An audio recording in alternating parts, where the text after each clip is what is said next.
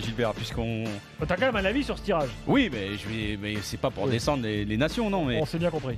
bon, on a tous bien compris que dans le chapeau numéro 2, il y a quand même des grosses nations de football qui peuvent inquiéter la France. Mais surtout deux nations. L'Espagne est la première, évidemment, à éviter absolument, parce que tout le monde connaît sa maîtrise collective, son identité de jeu, mais également... même s'ils étaient absents lors du dernier, sous-entendu, lors du dernier Euro l'année dernière en France, c'est quand même une équipe qui a marqué les esprits sur la dernière décennie. Donc l'Angleterre aussi, même si souvent déception. Espagne et Angleterre qui sont les premiers à éviter. Au niveau de l'Europe. Et ensuite l'Uruguay.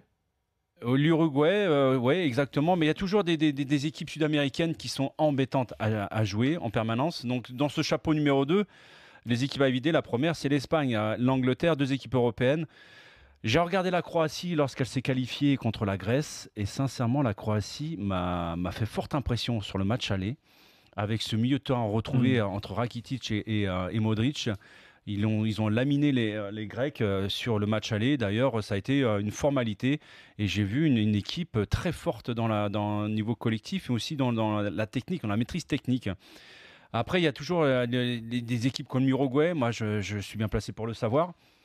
En 2002, rappelle-toi, on était dans la poule de l'Uruguay. Donc, quelque part, le jeu des pronostics, tu sais, des bons tirages ou des mauvais tirages...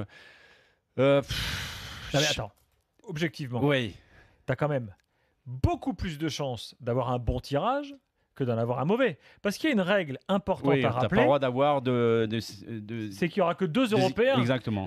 Si la France tombe sur l'Espagne, derrière, tu tombes sur des petites nations. Tu vois, tu n'auras pas de nation. Tu vas éviter le Danemark, tu vas éviter la Suède. Tu vois, tous ces pays-là qui pourraient t'embêter, tu les évites. On n'est jamais à l'aise contre les équipes africaines. On n'est pas vraiment à l'aise non plus contre les équipes sud-américaines. Toi, tu as été traumatisé par le Sénégal, c'est pour ça. Non, mais même dans les matchs amicaux, les rares fois on les a rencontrés dans les phases finales des équipes africaines, elles nous ont toujours embêtés, quoi. Donc, comme les équipes sud-américaines. Donc, c'est pour ça que je te dis, les bons, le mauvais tirage, hormis quelques équipes sur les doigts d'une main. C'est sûr qu'il y a des équipes à éviter absolument. Après, c'est la forme du moment, c'est tout, c'est très long. Enfin, le mondial, c'est dans 6-7 mois, donc tout peut arriver d'ici là. Donc, moi, ce que j'aimerais, c'est qu'on puisse retrouver la Suisse dans notre poule. Parce que... on les joue tout le temps, les Suisses. Et justement, on les joue tout le temps et on les tape tout le temps, tu vois. Oui, c'est pas faux, cela dit ça. Voilà, donc on a une tradition avec eux, nos amis suisses, on les aime beaucoup, donc à chaque fois qu'on les bat. Voilà, exactement. Donc dans le chapeau 2, c'est avec le Pérou, c'est probablement les équipes les plus abordables, tu vois.